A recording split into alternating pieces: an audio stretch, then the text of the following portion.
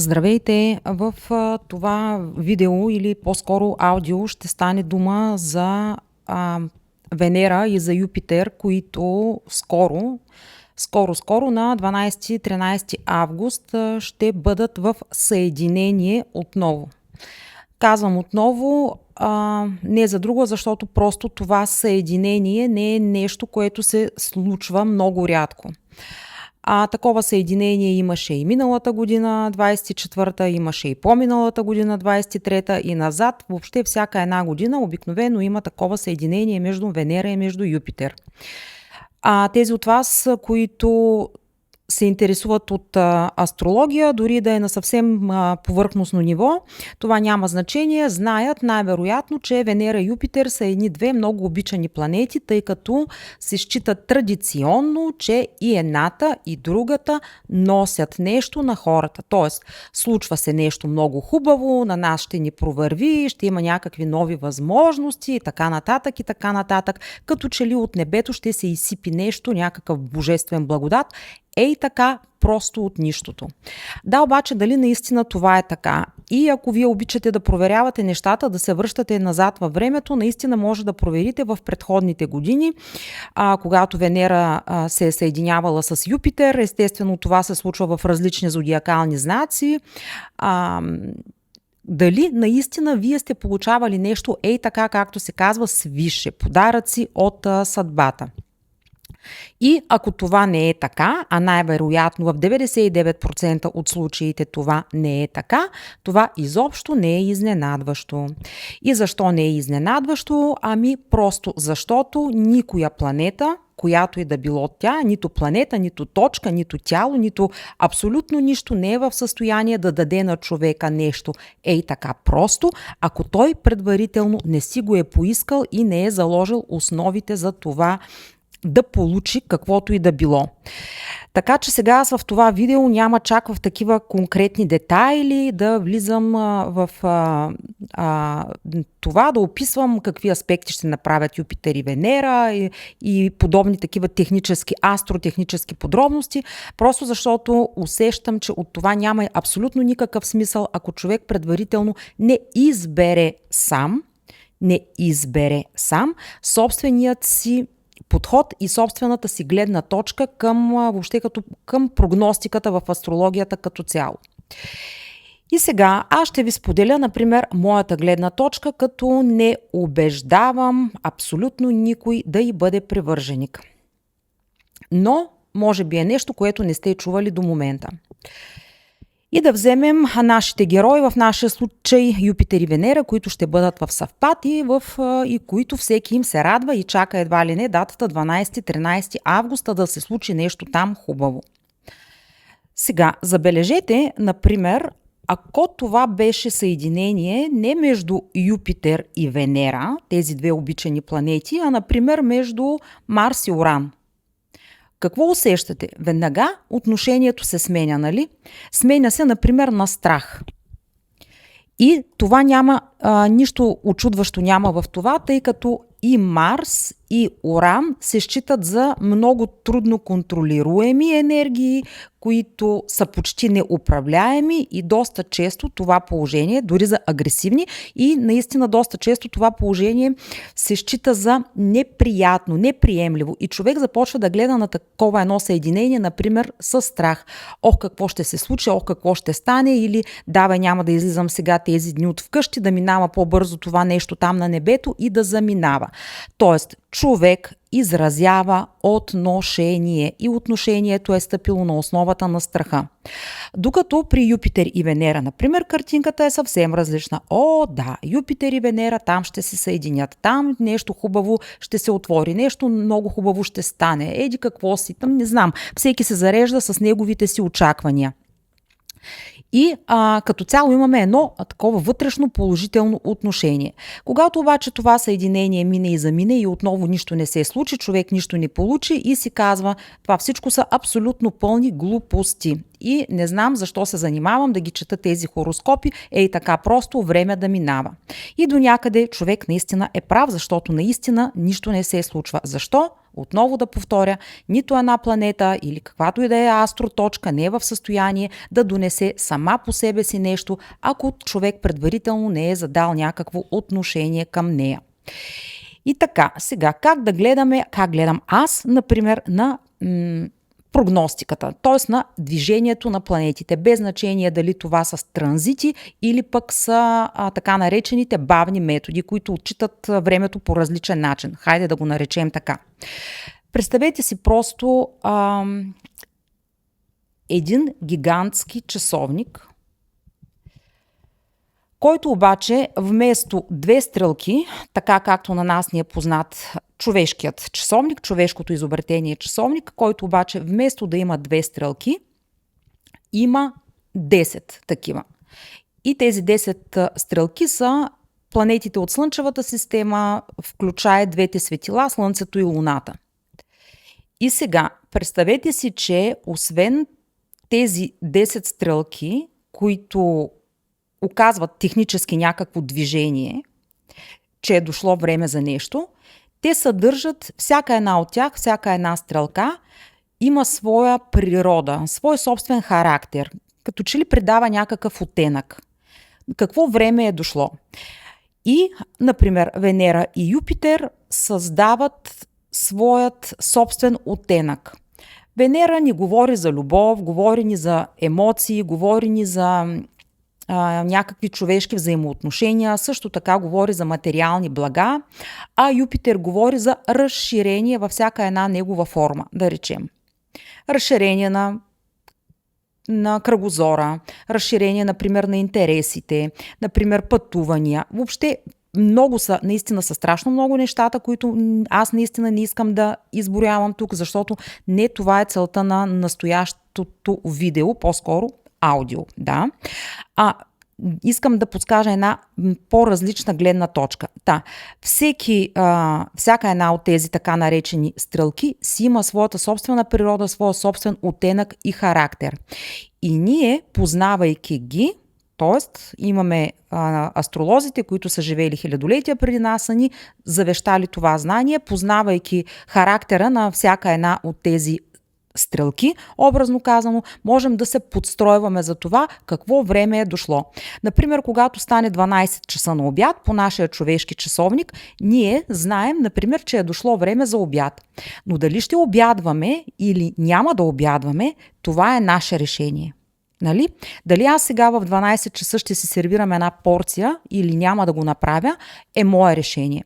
Тоест тук винаги се включва човека с неговото отношение и с неговото внимание и съответно с неговите решения. Затова няма как самата планета нещо да ти каже, нещо да ти окаже. Да, тя може да ти покаже време за какво е дошло, време върху какво, например, ако искаш ти да наблегнеш, но дали ще го направиш или не, е просто твоя работа.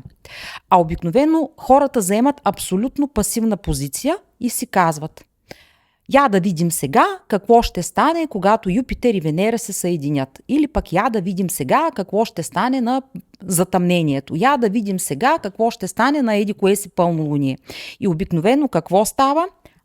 Нищо не става и човек си казва: глупости са това, обаче я да видя аз все пак там в бъдещето нещо пък може и да стане случайно. Не, нищо няма да стане или просто ще стане това, което има да става. Живота ще си тече както си е текал до момента, нищо радикално няма да се измени, ако човек в общи линии не хване сам юздите на това какво иска да получи като резултат там някъде в бъдещето. В крайна сметка и в общи линии се получава така, че всички планети се явяват стрелки, които като всяка една от тях се движи с собственото си време. И ако се върнем на Юпитер и Венера, например, Юпитер е стрелка, която обикаля целият зодиак за 12 години, а същата тази обиколка Венера, например, я прави за по-малко от една година. Тоест, всяка една стрелка се движи с нейното си темпо. И когато тези стрелки се съединят в определена зона от часовника, иначе казано, разбирайте, съответният зодиакален знак и съответният зодиакален дом, то Тези стрелки ни показват време за какво е назряло. Но дали ти ще предприемеш нещо там или няма да предприемеш, просто ще игнорираш този факт, че е дошло време за еди какво си, е твое решение. И да обърнем малко внимание на човека като основна фигура, която участва, разбира се, в собственият си живот. И хората от гледна точка на това какво се случва в живота им и защо се делят на две основни групи. Като едната група е несравнимо по-голяма с другата. Първата група са така наречените пасивни участници. Това са хора, които обикновено не мислят за бъдещето, нито пък за далечното бъдеще, или пък да го мислят, го правят под формата на някакви мечти, едни такива размити състояния, фантасмагории и като цяло с нищо не се здобиват. Затова пък всекидневните мисли в главата им, например, са изпълнени с някакъв негативизъм. Ох, как не искам това, ох, как ми омръзна от онова и такива подобни. Това води до вътрешно раздразнение, което пък води до външно проявление. Все повече и все повече причини и поводи човек на нещо да се дразни и от нещо да е недоволен. Такива хора наистина много често се уповават на хороскопи, и не само на хороскопи, на гледане на кафе и какво ли още не там. Не, че в това има нещо лошо, но тогава, когато ти разчиташ само на един хороскоп да ти окаже какво ще ти се случи там в бъдещето, това е просто детинска, мога да кажа, абсолютно нелепа позиция. Така, втората група хора, които са несравнимо много по-малко от тези първите, са хора, които са решили за себе си, без много обикновено да се обясняват, че в този живот те имат пълното право да получават абсолютно всички блага. Нека това да не ви звучи в някакъв меркантилен стил и тон, защото няма нищо такова. И искат да живеят така просто, както те искат да живеят. Взели са това право и наистина живеят по този начин.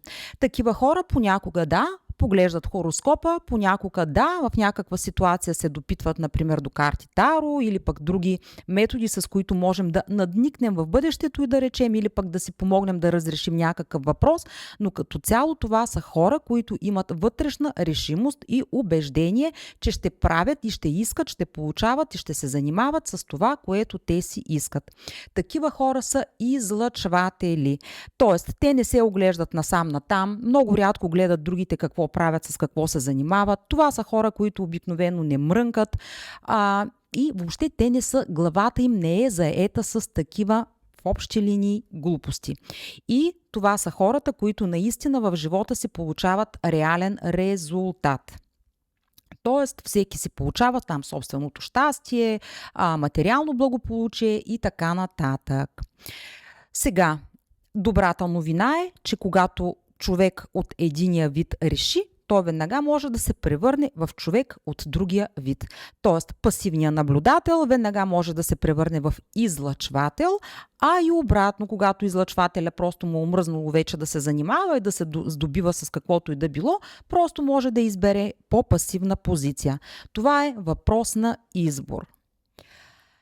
Много често обаче този избор се прави от хората абсолютно несъзнателно. И сега ще кажете какво пък общо има това с нашите тук две планети Юпитер и Венера. Отново е въпрос на избор. Дали Юпитер и Венера ще ви донесат нещо и вие ще чакате пасивна позиция, или дали Юпитер и Венера, това им съединение ще го използвате, например, като отправна точка да зададете това, което искате, е отново въпрос на избор. Второто обаче е вече активна позиция. Между другото, как се преминава от едната позиция в другата, какво да правим, какво да не правим, какви грешки можем да допуснем, в какви паежини да се оплетем и така нататък, цялата тази технология на проявлението в материалната реализация е описано къде? В трансърфинга на реалността от Вадим Зеланд, така че аз силно препоръчвам на всички да се запознаете най-малкото, което е с това. Не мога да го нарека учение, мога да го нарека просто технология. за управление на реалността. И сега, връщам се тук на Юпитер и Венера. Та Юпитер и Венера ще се съединят в една определена точка тази година. И те ще се съединят в 14-тият градус на знак Рак. И сега, тази точка може да бъде счетена като точка, в която вие, например, получавате някакъв резултат. И това наистина може да бъде така. Тези от вас, които, например, някъде там в миналото са задали нещо, което върви по темите, например, на Венера или на Юпитер, нещо, което е свързано, да речем, с любов, с взаимоотношения, с материални ценности, с придобивки. Нещо, което е свързано, например, с обучение, с надграждане на образованието, с някакви юридически дела, документи, пътувания, задгранични, местоживеене, ако щете нещо, което е свързано с рода, дома, с семейството. Да, ако вие сте имали преди там в миналото начало на някакви такива мечти, свързани с тези теми, сега тази точка за вас може да се окаже резултатна, т.е. вие да получите някакъв резултат. Обаче тези от вас, които не са правили нищо подобно, сега може, например, да използвате тази отправна точка на 12-13 август, 14 градус на знак Рак, като отправна такава. Тоест как е модерно да се казва сега, да манифестирате желание, което е свързано, например, с темите на Юпитер и с темите на Венера. Също така и с темите на знак Рак. Това са род, дом, семейство, малки деца, корени, родители, имотно състояние, всичко това, което е свързано с темите на Юпитер, Венера и на знак Рак, може, разбира се, да зададете някакво начало, отправна точка. Но веднага да предупредя, че това не може да бъде еднократен акт. Тоест, днес, понеже видите ли Юпитер и Венера се съединявали там, аз решавам еднократно да кажа, как искам, например, да имам много пари и след това да забравя за това и дни и месеци наред да не се сещам. Ами така не става. Просто във всяко едно нещо, включая и в това, трябва системен подход, систематичност. Тоест, от време на време, в фонов режим, в нашата глава да стои това, което искаме. В конкретния случай по темите на Венера и на Юпитер. Така че тук е отново въпрос на вкус и на вътрешно решение, кой как ще подходи към този съвпад. Сега, нещо, което наистина има значение и нещо, което съм установила не е така просто защото съм учила астрология, защото съм наблюдавала в годините назад, е да отчитаме лична територия, в която дадено астрологично събитие протича. В нашия конкретен случай съединението на Юпитер и Венера има значение за нас в кой личен дом попада. В кой личен дом. Ето, например, за мен съединението на Юпитер и Венера ще бъде в пети дом. Пети дом е свързан с любовта, с децата, с творчеството и с куп други неща. И аз, например, избирам това съединение за мен да бъде отправна точка, например, по тези теми. За вас обаче това може да не е пети дом. Това може да е, например, втори дом или 10 дом. Това са все домове, които имат много малко общо с моя пети дом. И така, вие, например, може според дома, в който при вас попада това съединение, да зададете там някакви теми за реализация, бъдеща реализация по този съответен дом. Ето това е истинското нещо, което има значение. А не просто, Юпитер и Венера там се съединяват, да видим какво ще ни донесат.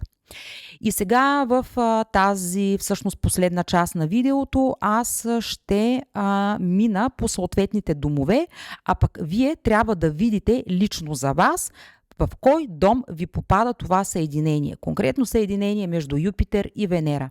Как се прави това? Когато вие знаете, например, вие знаете датата и годината си, и мястото си на раждане, също и часа, въвеждате тези ваши данни в някоя платформа, живеем в света на информационните технологии, много лесно може да намерите къде и вие ще видите къде за вас попада знакът Рак, в кой дом е и така ще разберете къде ще бъдат Юпитер и Венера за вас. И така продължаваме вече с домовете.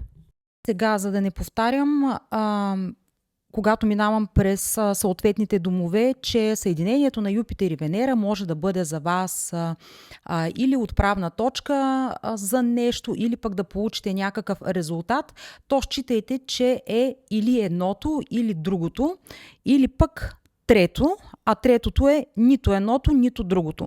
Всичко зависи естествено от вашето лично отношение и лична настройка. И така, ако за вас съединението Юпитер и Венера се случва в първи дом, което ще рече, че знакът на Рак лежи в вашият първи натален дом, то тук вие може да задавате на практика всичко. Защо? Защото просто първи дом е свързан с личността и как се проявява тя, как се проявява тази личност в материалния свят, т.е. какви ставаме самите ние. Тук може да задавате или пък да получавате абсолютно всичко, което е свързано, например, с любовта, с взаимоотношенията, с вашето, забележете, натъртвам на думата, лично материално благополучие. Това тук не е семейния бюджет, тук не са кредитите от банки и там пари, които ние ползваме на заем. Не, това са вашите лични средства, вашата лична заработка. Също така, по темите на Юпитер може да задавате всякакви неща, които са свързани с вашето, отново забележете, лично надграждане. Например, учили сте нещо до някаква степен, искате да продължите нататък и да надграждате това състояние. Искате да получавате, искате да се разширявате, например, в професионалната си сфера. Въобще, тук според мен е дошъл някакъв момент, в който човек наистина сериозно трябва да си зададе въпроса как искам да се видя аз в този материален свят, ако в момента нещо не ми харесва, какво е то и как мога да го променя. И от тук нататък човек да се фокусира върху това какво иска да получи, а не да се фокусира върху това какво не му харесва. На практика, наистина това тук по първи дом може да е абсолютно всичко. Сега, ако за вас знакът на Рак пък, например, попада в втори дом, т.е. съединението на Юпитер и Венера за вас ще бъде в втори натален дом. При втори натален дом нещата стоят много практично и много прагматично. Там обикновено става въпрос за материална стабилност и материална финанси. Да, и това отново са личните финанси. Тук Венера във втори дом е много силна, т.е. тя е в своята територия, да, във втори дом. Юпитер не чак толкова, но предимството тук е за Венера, защото от една страна може да стане дума за взаимоотношения, но като че ли те минават малко на втори план, но по-голямата сила тук е отново акцента върху ресурсите, материалната стабилизация, материалното ни положение, това какво имаме, какви материални придобивки имаме, например някакви ценности, човек да мисли в посока на това как може да увеличи именно тази своите си материални, например, притежания. И в това няма абсолютно нищо лошо. И не само, че няма нищо лошо, ами напротив, живеейки в материалния свят, човек би трябвало да се старае, да се стреми да подобрява своето благосъстояние, благополучие, а не такива глупости, извинете ме, от рода на то материалните привързаности. Няма нужда да сме привързани към материалните неща, но все пак нека да живеем в някакъв комфорт. Нали така? Тоест, абсолютно всичко материално тук е с предимство и разбирайте го както искате, под всякаква форма, например, да увеличавате своите ресурси. Така. Ако съединението Венера и Юпитер се случва във вашият трети натален дом, колкото и странно да звучи, тук като че ли Юпитер има малко преимущество и предимство. В трети дом той не е в силата си, напротив, даже се счита, че е в слаба позиция, но така или иначе трети дом се свързва с информацията и с обученията. А пък смисълът на Юпитер е, например, висшето образование и обучение. Това са теми на Юпитер. Всяко едно надграждане на нещо е тема на Юпитер. Трети дом също. Борави с информация, с обучение, с пътувания, с разширение на нещо. Така че може тук да задавате, например, да ви послужи като отправна точка, ако искате, например, да разширите вашите знания. Или пък ако искате да преподавате нещо, или искате да издавате нещо, например, искате да напишете нещо. Например, ако искате пък да смените вашето местоживеене. И то Юпитер, тъй като е свързан с далечни места, обикновено по Юпитер това са разни места, държави зад граница. Това не се счита територията, на която живеете в момента, а нещо, което по отношение на вас самите е задгранично. То може да задавате сега такива теми, такива желания, да се фокусирате върху това. Нещо, което е свързано с далечно преместване. Също покупка, продажба, не само покупка и продажба, ами и боравене с всякакъв вид информация и средствата, които са свързани с тази информация. Например, автомобили. Много често има хора, които, например, мечтаят да имат еди какъв си автомобил. Ето ви на една конкретна тема по трети дом. Искам еди каква си кола.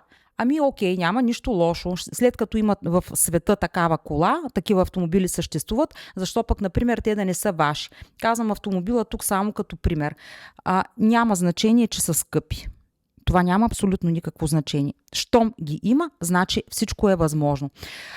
И по трети дом също са всякакви взаимоотношения, също с наши родственици. Това са отношения с братя, с сестри, тези роднини, които ни вървят по съребрена линия. Ако, например, имате някакви търкания или не до там да ги наречем така добри взаимоотношения или въобще някакви въпроси, казуси, които искате да уредите с подобен род хора, то отново това съединение може да ви послужи като отправна точка и за това.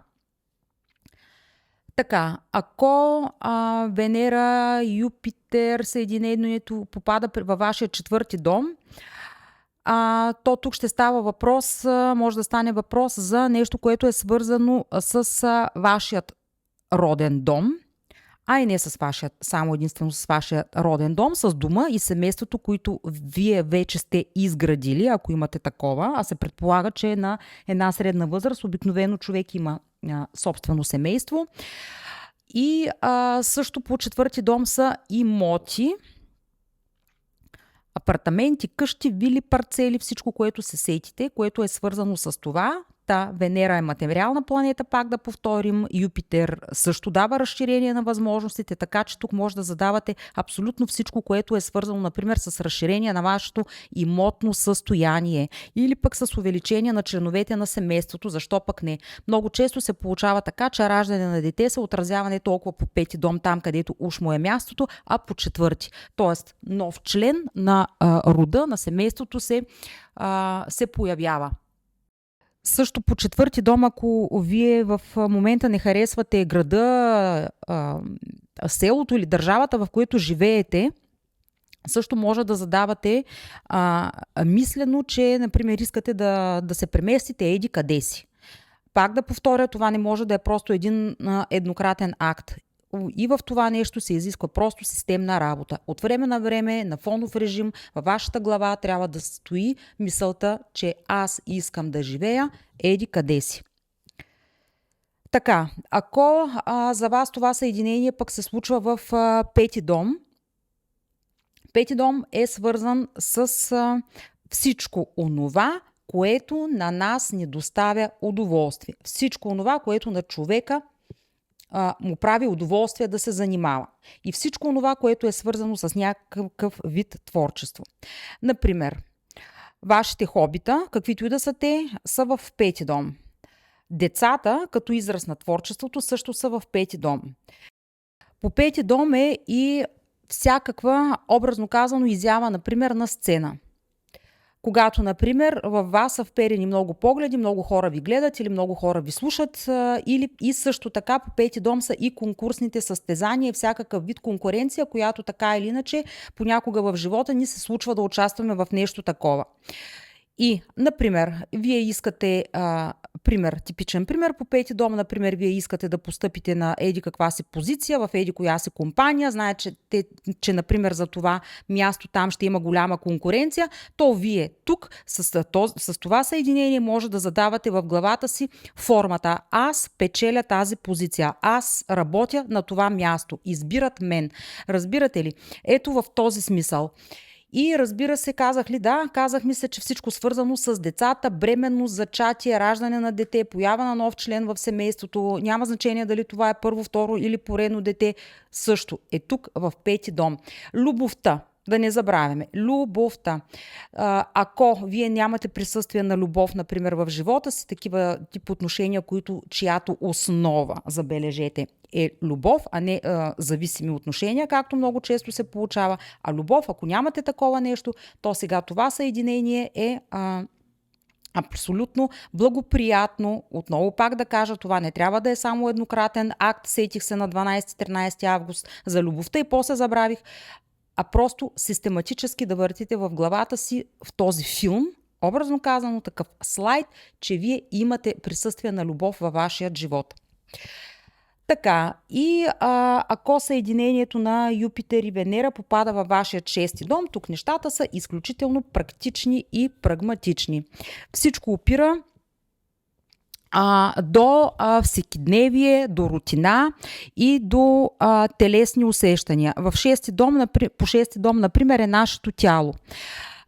Като физически носител на нашата душа. И как се отнасяме ние към това тяло, разбира се, до голяма степен зависи колко време то ще изкара тук на този свят. И много често, когато се включи, например, някакъв транзит или нещо се случи с човек, а то не е на празно, той се сеща за своето тяло и си казва, аз сега тук нещо трябва да променя. Например, здравословен режим, там режим на хранене, режим на активност, спорт и ето все такива неща. Така че по 6-ти дом тук може да зададете как искате вие да виждате вашият физически носител, като какъв. И това наистина да ви накара да измените страшно много неща, също и на практика. Другото, което е по 6-ти дом, това е нашата всекидневна рутина, иначе казано, как живеем ние живота всеки един ден. Като станем сутрин какво правим, до обяд какво правим, след обяд какво правим, кога ставаме, кога лягаме, с кого се виждаме и въобще с какво се занимаваме. Ако тази рутинна част от живота ви е писнала, омръзнала до не знам си докъде, то сега това Юпитер и Венера могат да са отправна точка наистина да промените нещо в тази част.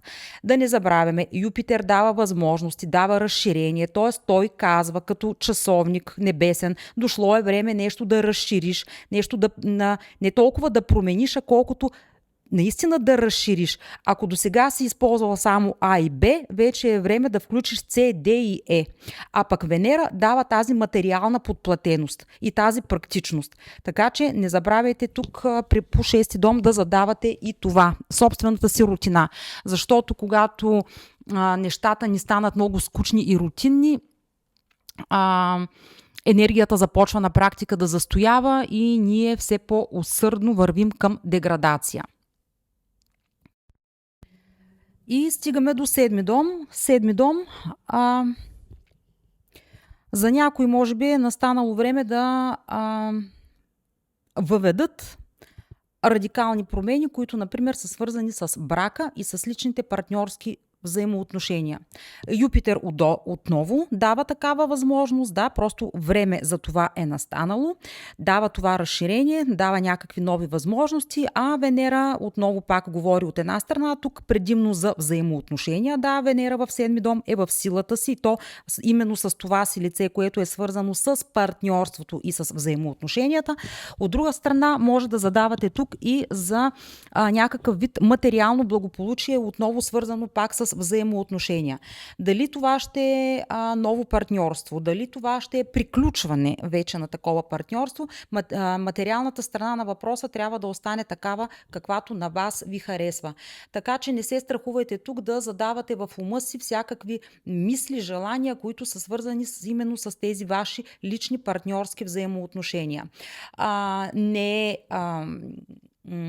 нещо рядко срещано, да видим как в времето и в годините едни отношения, които са тръгнали уж перфектно, точно в това време и години се израждат поради някаква причина.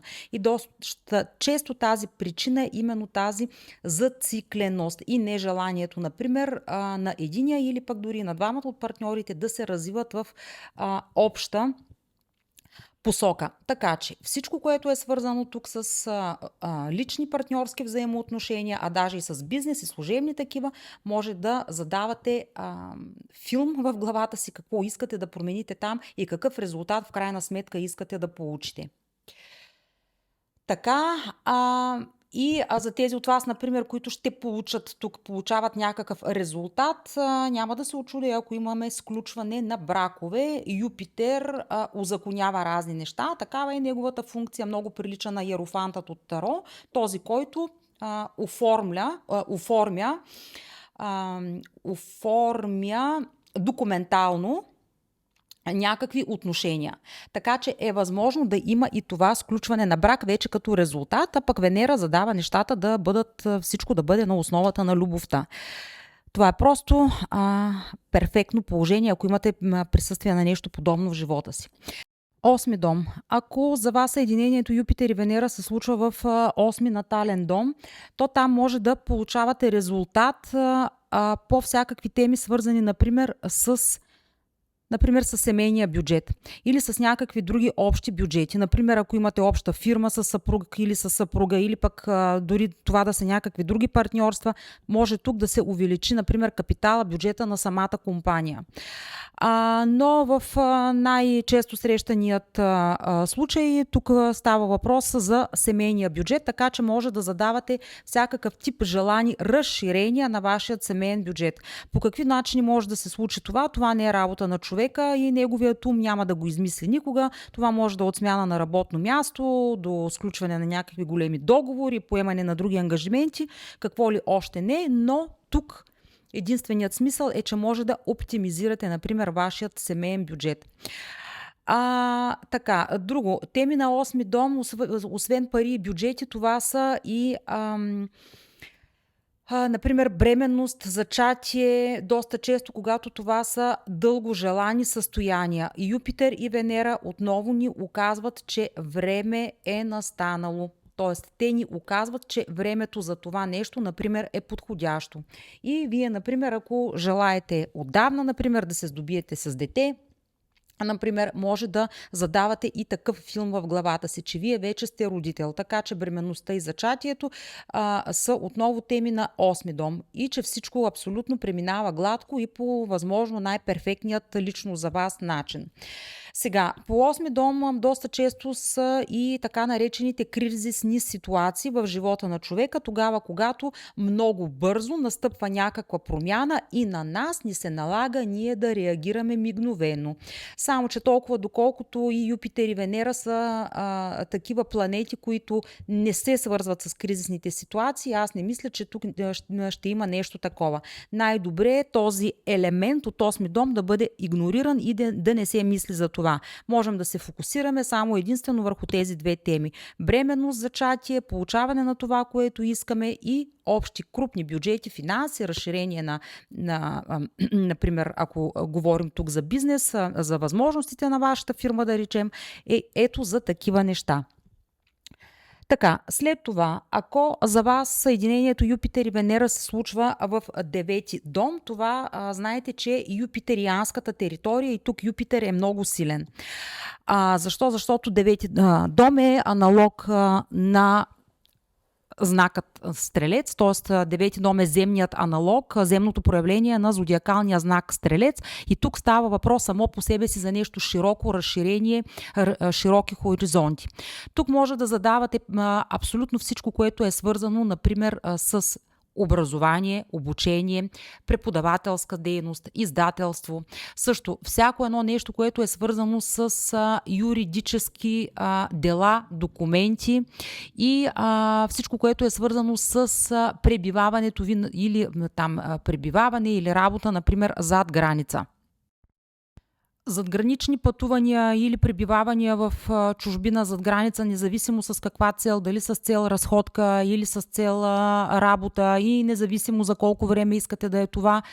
Всичко това е все тема за 9 дом. На 9 дом не забравяйте да включвате и в пожеланията си материалната им обезпеченост. Венера указва, че е време и за това. След това, ако съединението на Юпитер и Венера се случва във вашият 10 дом от вашата лична рождена карта, тук става въпрос за за това как ви възприемат всички околните във вашата социална среда. Тук е така нареченият социален статус. Какви сме ние по отношение на социума? Това включва женени, разведени, т.е. социалния статус по брак. Какви сме ние, колко сме образовани, какъв начин на живот водим. Всичко онова, което виждат околните за нас и начина, по който ние искаме да се представим. Това, което искаме ние да представляваме в социума. Тук може да задавате абсолютно всичко, което е свързано с кариерата и с социалната среда, с вашият социален статус. Отново да напомня, че Юпитер дава тези възможности, това разширение. Не се срамувайте да си искате. Колкото човек повече иска, толкова повече си дава и сметка, че има абсолютно пълното право за това. На това. Също така, Венера, не забравяйте тук добрите взаимоотношения, топлия тон с околните, защото в социалната среда ние това и правим. Взаимодействаме си с хората, независимо дали искаме или не искаме това, независимо дали го съзнаваме или не го съзнаваме. Също така, Венера, материална планета, материалната обезпеченост за всяко едно нещо трябва да присъства абсолютно винаги. Сега, тези от вас, които, например, по 10-ти дом ще получават някакви резултати вече, то тук можем да имаме много успешен и материално подплатен брак. Също така можем да имаме много успешен и материално подплатен развод. Всеки както иска. И въобще тази тема с брака, развода и какво получаваме, например, по 10-ти дом като социален статус при едно съединение е отново въпрос на вкус и на индивидуални избори и решения. Така, след това, ако за вас съединението на Юпитер и Венера попада в 11-ти дом, това е отново територия, която много се доближава, например, до характера на Юпитер. Тъй като 11-ти дом е свързан с социалната среда, но тук не е толкова социалния статус, колкото общуването с хора и с големи групи, които влизат в нашия личен интерес, то тук може и дава такава популярност, например 11-ти дом, то тук можем да имаме, да речем, натрупване на аудитория. Юпитер дава такава възможност, разрастване на аудиторията. Ако, например, вие се занимавате с някаква дейност, която е свързана с това да имате, да речем, много последователи или това, което правите, да се интересуват много хора от него. Изобщо тук Юпитер дава отново тази възможност за разширение. Само, че това, че дава възможност за такова разширение, ама никак не означава, че това ще се случи автоматически. Отново пак всичко зависи от вашето лично отношение и какъв слайд, т.е. какъв филм въртите вие в главата си по отношение именно на това. Как се разширява, да речем, вашата аудитория. Също, 11-ти дом е свързан с нещо, което се намира далеч и е на разстояние. Много често това могат да бъдат такива любовни отношения, които са далеч на разстояние, много често с хора, които са от чужда култура или пък чужденци по отношение на нас, които говорят на друг език и изобщо имаме много различия с такива хора. Но пък Венера тук може да скрепи, например, такава връзка и да й даде възможност тя да се случи наистина на едно физическо ниво. Така че, например, ако във вашия личен свят, личен живот има нещо такова, то вие може да задавате ето такова желание. Аз искам с човека Хикс, с който си пишем само в разни чатове, вече да се съберем, например, заедно. Така, също 11-ти дом е, да речем, нашите, хайде да не го нарека само работа, ами занимания в интернет среда. В днешно време много наистина от работата, която се работи, общуването, което общуваме е в интернет среда и интернет обстановка. И тук вече е въпрос на личен вкус, по какъв начин вие искате да оптимизирате, например, тази ваша работа в интернет среда и интернет обстановка. Трети дом са и последващите бракове, така че тук ако човек не е случил първия път, втория път, може пък най-накрая третия път да случи. Така че може да се задавате тук и вашите желания, именно които са свързани с някакъв последващ брак. И най-накрая, но разбира се не по важност, на последно място, това е съединението на Юпитер и Венера в таинствения и загадъчния 12-ти дом. Знаете ли какво се явява на практика 12-ти дом? 12-ти дом е една подготвителна почва Да, такава една невидима територия за нещо, което започва да изниква на практика, обаче и да става видимо в първи дом. Така че много подобно на първи дом и в 12 дом, по отношение на Юпитер и Венера, вие може да задавате каквото си искате, абсолютно всичко. Например, 12 дом има много такъв двояк смисъл, защото от една страна той е край на нещо, край на някакъв цикъл. Ако, например, човек е живял по някакъв начин до момента, мислил е по някакъв определен начин, искал е нещо определено, вижда, че обаче то с времето вече не му харесва, изтъркало се, изхабило се, просто не те кефи. Тук в 12 дом може да засадиш семената за нещо ново. Сменяш мирогледа си, сменяш хората, с които общуваш, сменяш информацията, с която се здобиваш, започваш да внимаваш с това, с какво си пълниш, например, главата. И въобще страшно много неща от това какво ще промениш в 12 дом ще дадат след това резултат по първи и по всички съответно останали домове. Така че Юпитер и Венера тук в 12 дом дават възможност на едно много дълбоко ниво човек да поговори сам със себе си. Какво искам аз, например, да получа, да постигна в бъдеще по линия на материално благополучие, на взаимоотношение, на собствената си реализация като личност и какви забрани до момента, които сам обикновено съм си набил в главата, не са ми позволили да направя това. Това за мен е най-важното нещо, което може да направи човек по смисъла на 12 дом. И така, с това смятам да приключа това малко странно изложение. Чао от мен и ще се чуем или пък видим следващият път.